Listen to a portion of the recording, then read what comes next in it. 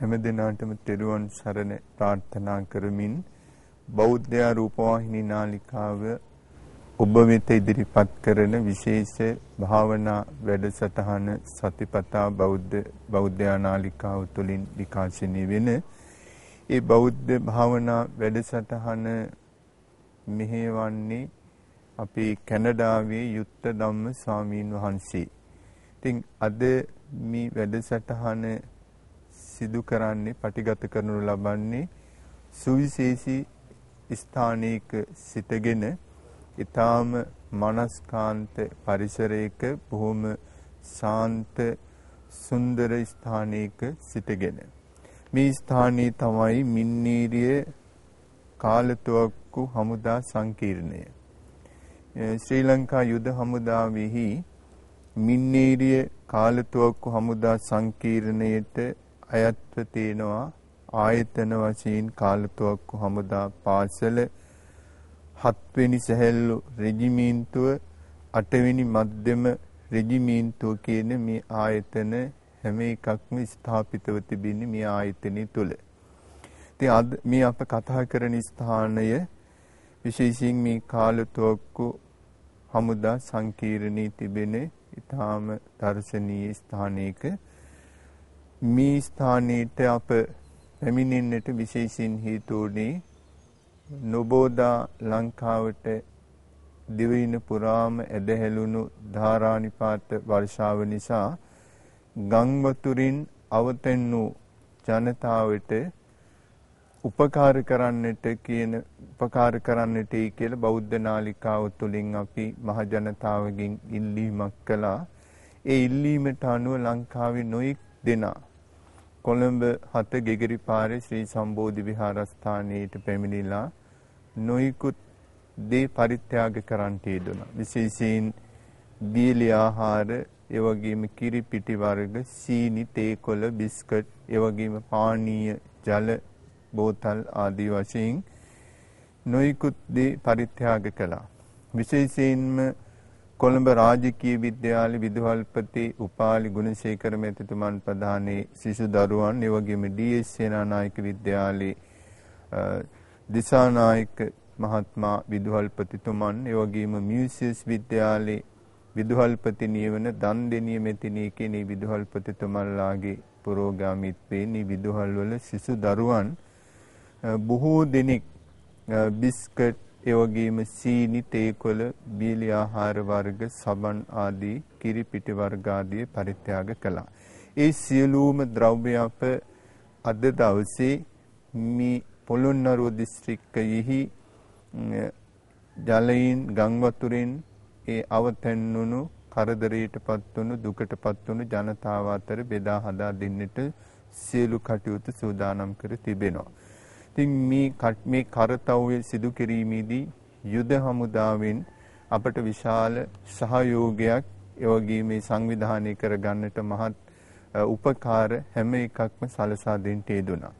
විශේෂයෙන් සම්බෝධි විහාර දායක සභාවේ වර්තමාන සභාපති ආරක්ෂක ලේකම් ගෝඨාභය රාජපක්ෂ මැතිතුමනුත්, ඒ වගේම යුද හමුදාපතිතුමන් ප්‍රධානී හමුදාවේ හැම දෙනාගේම සහාය ලැබුණ. විශේෂයෙන් මේ කාර්යයේදී මේ සඳහා මහත් උපකාර සංවිධාන කටයුතු ඉටු කර දීමේදී සිදු කරන්නට යෙදුණු යුද හමුදා ප්‍රධාන මාණ්ඩලික මේජර් ජෙනරල් දයා රත්නායක මැතිතුමන් ප්‍රධාන ඒ කාර්ය මණ්ඩලය, ඒ වගේම මේ කපිතාන් ප්‍රදීප් මහත්මයා ඇතුළු පිරිස මේ ස්ථානයේ මේ ආයතනයේ නැත්නම් මින්නීරිය කාලතුවක්කු හමුදා සංකීර්ණී ජේෂ්ඨතම නිලධාරී තුමන් හිටියට කාලතුවක්කු හමුදා පාසලේ විධායක ලුතිනල් කර්නල් අජිත් දිසානායක මහත්මයාත්, ඒ වගේම මේ අවස්ථාවට සහභාගීව සිටින මේජර් ලංකා ප්‍රනාන්දු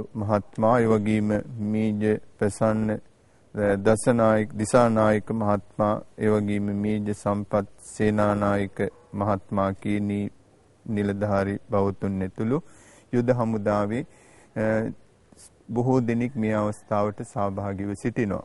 තිඟි හැම දිනාටම අපි විශේෂයෙන් පින් දෙනවත් තෙරුවන් සරණ ප්‍රාර්ථනා කරනවා. මොකද අපි මා සමග පැමිණුණු මේ විදේශීය ස්වාමින් වහන්සේලා ඇතුළු මහා සංඝරත්නයේට මේ යුද හමුදා සංකීර්ණයේදී මේ පින්තුන් දානි පූජා කරන්නට යෙදුණ මහා සංඝරත්නයේට දන් පැන් පිරිනමල එප උපස්ථාන කළා. ඒ දානි පිරිනැමීමේ කුසල බලයෙන් මේ හැම දිනාටම සියලු යහපත සියලු ආරක්ෂාව සැලසේවා කියලා ප්‍රාර්ථනා කරමින් මේ භාවනා වැඩසටහන මිහිවන හැටියට සම්බෝධි විහාර වාසී කැනඩාවේ අපේ යුක්තධම්ම ස්වාමින් වහන්සේට අපි ආරාධනා කරනවා. බුද්ධං සරණං ගච්ඡාමි ධම්මං සරණං ගච්ඡාමි සංඝං සරණං ගච්ඡාමි ဒုတိယံ පි බුද්ධං සරණං ගච්ඡාමි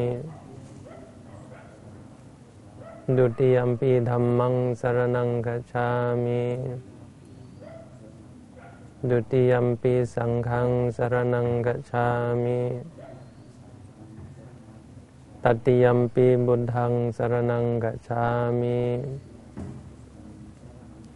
တတိယံ පි ධම්මං සරණං ගච්ඡාමි တတိယံ පි සංඝං සරණං ගච්ඡාමි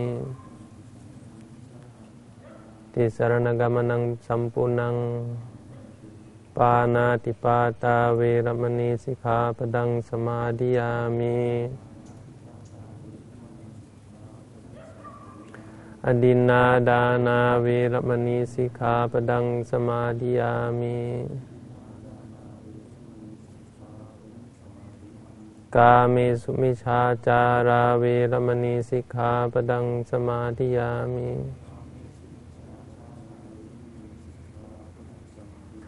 මුසාවාදා වේරමණී සික්ඛාපදං සමාදියාමි සුරාමේරය මච්ඡප්පමාදඨානා වේරමණී සික්ඛාපදං සමාදියාමි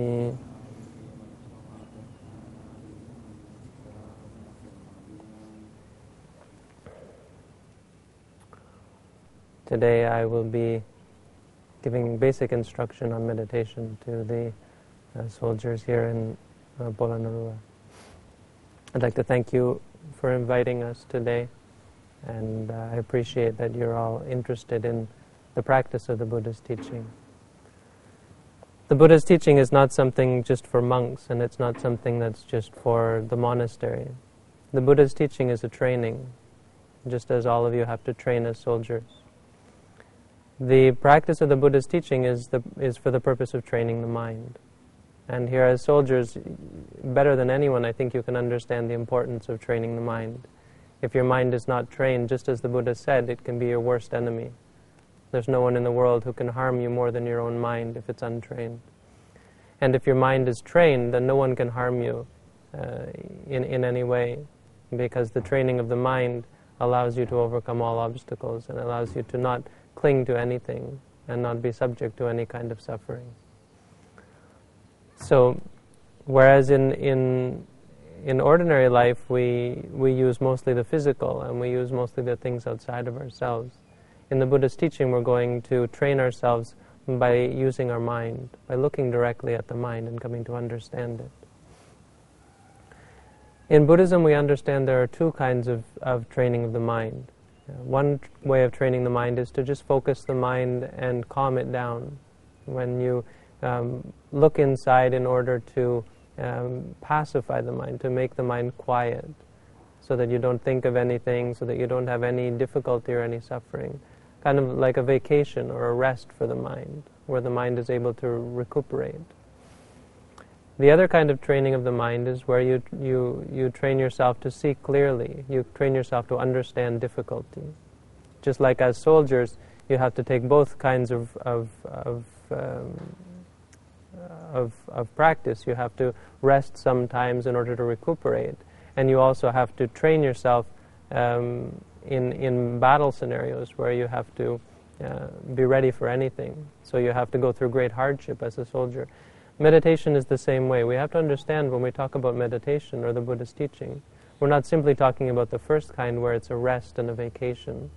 We're not trying to simply calm the mind down. We're also trying to understand the things that we have in our mind that are causing us suffering, or the things that we have in our mind that are less than optimum, that are causing problems for us, and not allowing us to live our lives and do our work properly and to our fullest. So today I'm going to explain the difference between these two types of meditation, two types of mental training, and I'm going to try to explain to you the second type, because I think it's more clearly the type of meditation that the Buddha would have us practice, and it's much more useful, especially since we have limited time. So the difference between meditation types, the type of meditation to calm the mind and the type of meditation to allow you to see clearly, the meditation practice itself is actually not different. The point of the meditation is to focus our mind on one object, to pick anything, any object, and to establish the mind in some sort of specific state based on that object. The method that we use, and that has been used since before the Buddha's time, is what we call a mantra. A mantra is a word that focuses your mind on an object. So if you want to practice to calm your mind, you would take a word based on something an object that would have the benefit of calming the mind, and repeat that word again and again, focusing your mind on the object. If you want to learn to see clearly, to understand the problems in your life, you would focus on the problems. And you would pick a word, and you would repeat that word to yourself, reminding yourself of the nature, so that your mind goes closer and closer and sees clearer and clearer the nature of the problem. So the technique is the same of using this mantra, using this word. And I'm going to now explain to you how we use this word in order to see clearly. But the difference between the two types of meditation is not in the technique, it's in the object. So as I said, if you want to calm the mind, you have to focus on something that is going to calm the mind, and that has to be something that is stable, that is tranquil, that is not chaotic and is not problematic, is not going to cause you suffering. You can focus on the Buddha. Many Buddhists will practice meditation focused on the Buddha. Just as people in other religions will focus on a God, because the God for them is the highest, and it will allow them to calm their mind. It's something that they have great faith in. So for example, if you close your eyes and just say to yourself again and again, Buddha, Buddha, Buddha, or Buddho, Buddho, Buddho. Or if you repeat the qualities of the Buddha, Samma, Sambuddho, or Arahang, and so on, it will calm the mind, because it will be something that we have great faith in, that we believe in very much, and that brings happiness to us. And with the happiness comes concentration. Now, because the Buddha is something that we think of in our mind, it's not something that actually exists in our experience. It's something that's very stable. It's something that we can imagine in any way. So we can imagine the Buddha smiling and calm and serene, surrounded by the forest and so on. And as a result, our mind will become very calm. In insight meditation, the object that we have to take has to be something that will allow us to understand the problems that we have. So the meditation to see clearly, what we call insight meditation, the object actually has to be something that is problematic, something that is going to test us. Just as soldiers, you have to go out and test yourself. You have to go through very arduous trials. If it were very easy, you would gain nothing. You would train yourself very little. But when you focus on, when you work on those things that are problematic, just as with meditation, it will train your mind. It will train yourself, and it will allow you to deal much better with with such similar problems in the future. So here we're going to look at those parts of our experience that are problematic. We're going to look at our day-to-day experience and see where the problems are and learn more about them and understand the way we relate and the way we react to the world around us, to allow us to relate and react and live in a much more wise and trained manner. For instance, when we experience painful feelings, sitting on the ground or or the heat and the cold and the sun and so on, can cause great suffering for us. Now, if we're untrained, we might get very angry and upset and not be able to stay patiently through it. But after you train yourself to see clearly the experience and understand it, then it won't cause any problem for you. Right now, if you have you feel the heat from the sun, or the hardness or the pain from sitting for a long time, because our mind is untrained, this is causing us suffering. But if we focus on it and we learn about it and we come to understand it, we will realize that there's actually two different things happening here. There's the experience, and then there's our judgment of it, the way we're reacting and relating to it. When we relate to it in a simple, focused and objective manner, for instance, when we feel hot and we say to ourselves, hot, hot, hot, our mind will focus on the heat and simply know it as a sensation. And then we will change this reaction. We will react and we will relate to it in a new way. In essence, relating to it as it is. Instead of saying, this is bad, it's too hot, or pain is bad, and so on.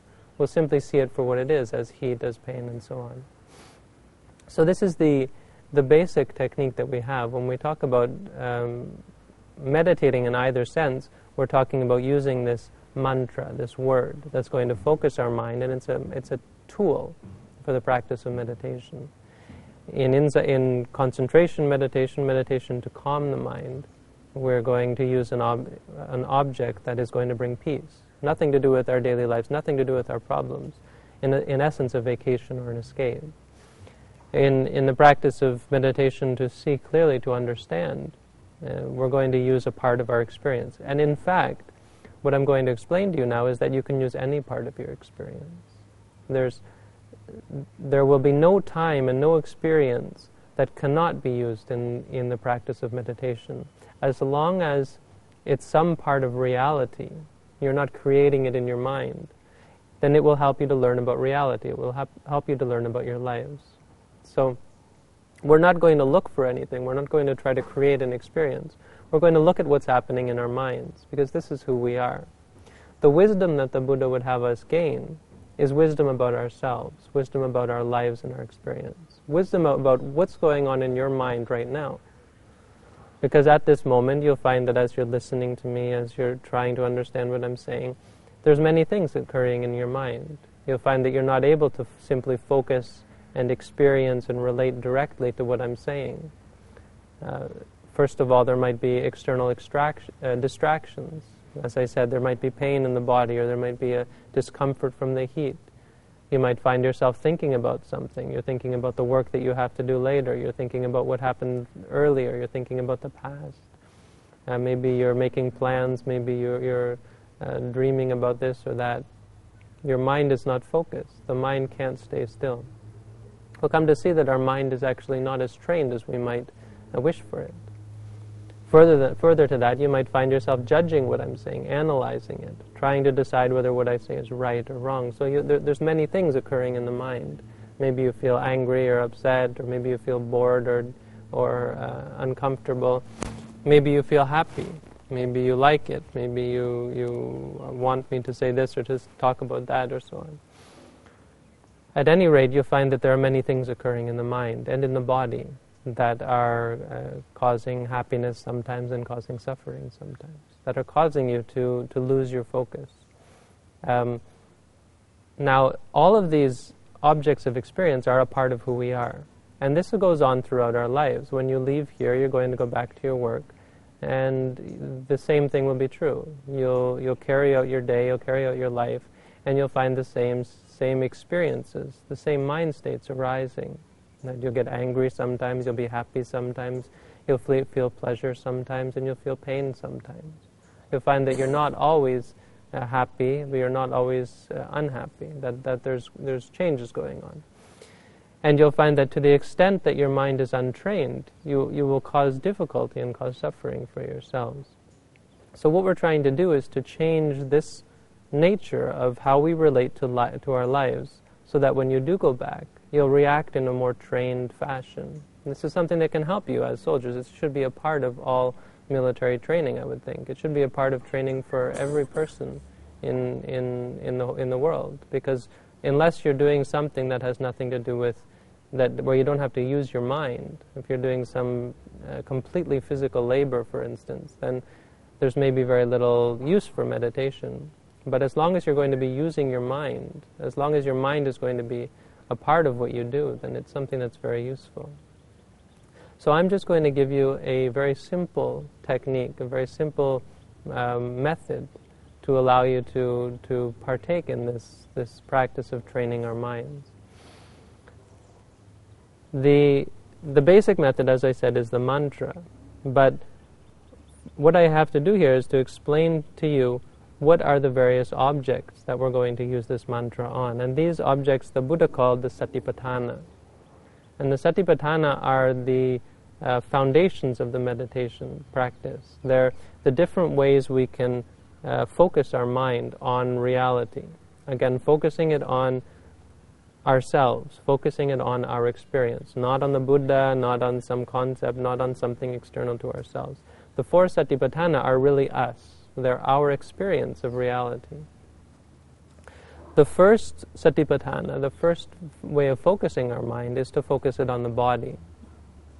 And this is the easiest meditation technique. This is the first thing that we teach to people who come to practice meditation, because it's really the easiest. You can focus on your body. Anyone can do it. If I ask you to focus on your mind, it might be more difficult, or focus on your feelings and so on. You might find that a difficult thing to do, but to focus on the body is quite easy, because the body is something that's easy to see, easy to experience, easy to find, and it's always there. So we pick some part of the body to focus on.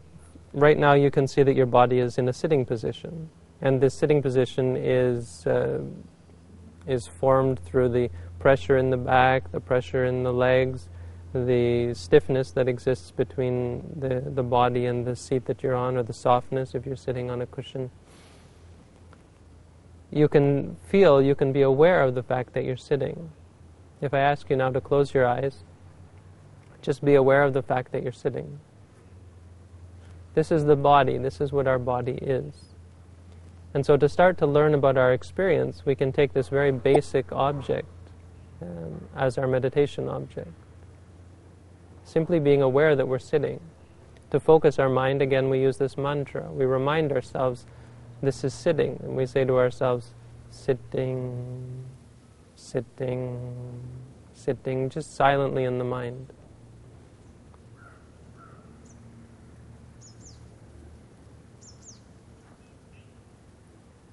This is a way of focusing your mind on the present moment, focusing your mind on the reality of your experience. Just say to yourself, sitting, sitting, sitting. It's very simple. But it keeps your mind here, and it allows you to understand, to examine, and to learn more, and to understand deeper the reality of our experience and our reaction in relation to the world around us.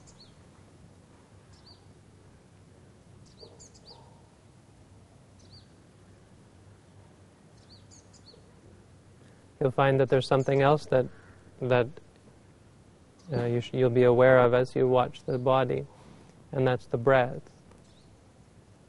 You'll find that you can probably feel the stomach rising and falling as you breathe in and out. And so we can be aware of that as well. Again, in meditation, it doesn't matter what we take as our object. It should be something that's clearly evident to us. So in fact, it should change. Just as the mind moves from one object to another, so too our meditation should move from the one object to another as our mind moves. So if you become aware of the stomach rising and falling, you can simply say to yourself, rising, falling, rising, falling.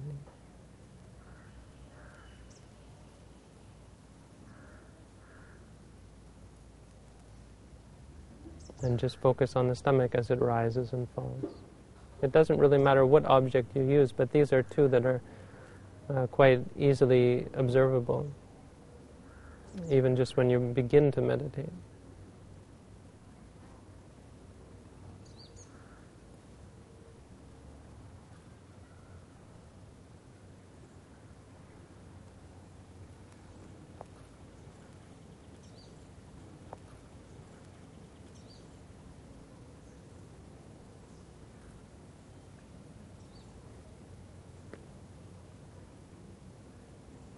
If the breath is not clear to you, you can simply focus on the sitting, again, saying to yourself, sitting, sitting, and you can go back and forth.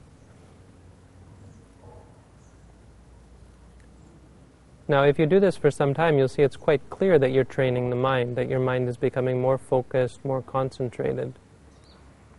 But it might not be clear to you in the beginning how it is that you're gaining understanding. How is it that this practice is allowing you to understand yourself, allowing you to see things clearly? Because when we're focusing on the body, it's not clear what we're expected to learn from this. What is the benefit of looking at our body? The body is something that is seemingly unrelated to our minds. But the truth is, when you look at the body, you're going to also see how your mind works, because you're using it. Just as when you have a tool or an instrument, when you're driving a car, it's only through driving it that you understand how it works. So when you start to use your mind to focus on the body, to focus on the sitting posture, focus on the rising and falling of the stomach, you'll begin to see how your mind works, because you're using the mind, because it's a part of this experience. And because you're so focused and simply experiencing in a non-judgmental way the objects, you'll be able to see impartially how your mind works. And you'll see that there's actually, generally, if you've never practiced meditation, you can see that there's a lot of work that has to be done. Our minds, if they're untrained, are in a state of chaos in many respects. Not staying still, not focused, not paying attention, wandering, judging, suffering, getting angry and upset quite a lot of the time.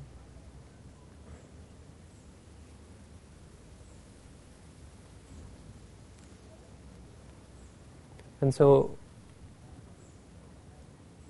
through taking the body as the object of our meditation, we'll come to see the mind more clearly. We'll come to see our reactions to the experiences that we observe much, much clearer than before.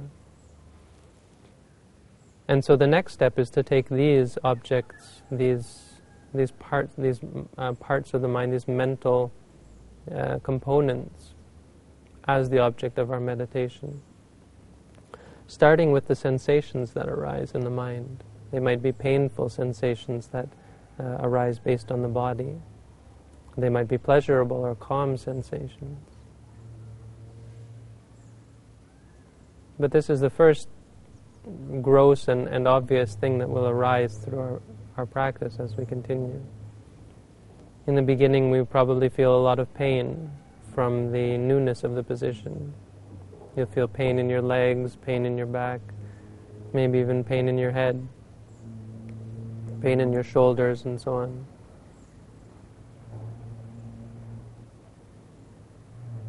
Now, as I said, there are two things occurring here. The first is the pain itself, and the second is our judgment, our reaction to the pain as bad, as unpleasant, as unacceptable. And so the real and true problem with the pain is not the pain itself, but it's our reaction. It's the way we relate to it. If we try to examine it and see it simply for what it is, we'll see that it's actually of no consequence whatsoever. It's something that simply arises and ceases. It's not a negative experience at all. It's only when we judge it, when we see it as something negative, that it becomes so. So in order to see the pain clearly, in order to understand it and to change the way we relate to it, we focus now on the pain and say to ourselves, pain, pain, pain, pain. Simply seeing it for what it is, whereas normally we'd want the pain to go away because we don't like it, because we judge it. Now we're trying to not judge the pain anymore. We're trying to accept it and to see it simply as something that has come, something that has arisen. If we can do this, we'll see that our mind changes, our understanding changes. We're no longer afraid of pain. We're no longer disturbed by it. We're no longer upset by it. This is what is meant to see things clearly. If we're always running away, always seeking out pleasurable and peaceful sensations and experiences, then we'll never come to see this. We'll never come to understand that things like pain, heat, cold, hunger, thirst, and so on are actually neutral experiences. They have no intrinsic suffering, intrinsic harm in them.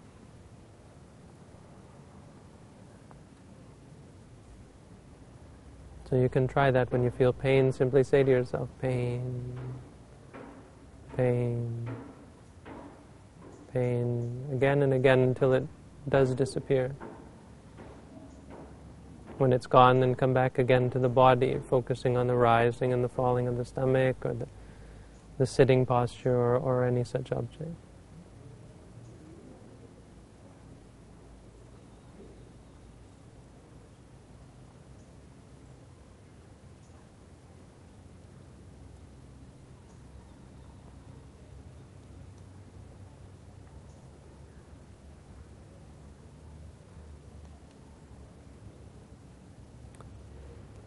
The third satipatthana is the mind itself.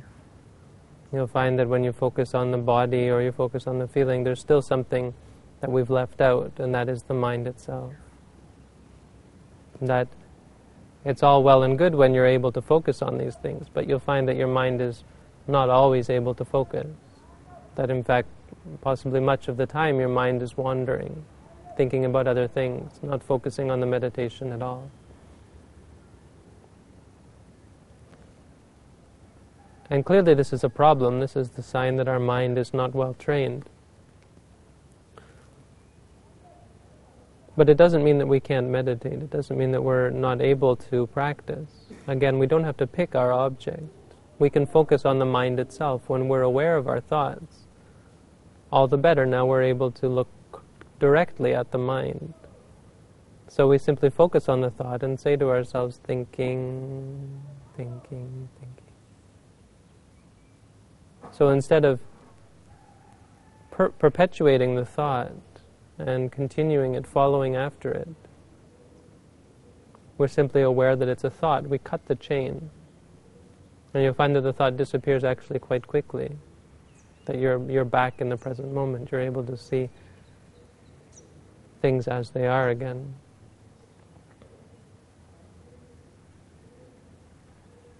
And simply say to yourself, thinking, thinking, whether you're thinking about the past or the future, good thoughts, bad thoughts, whatever kind of thought. And simply say to yourself, thinking, thinking, and then come back again to the body, come back again to the present moment.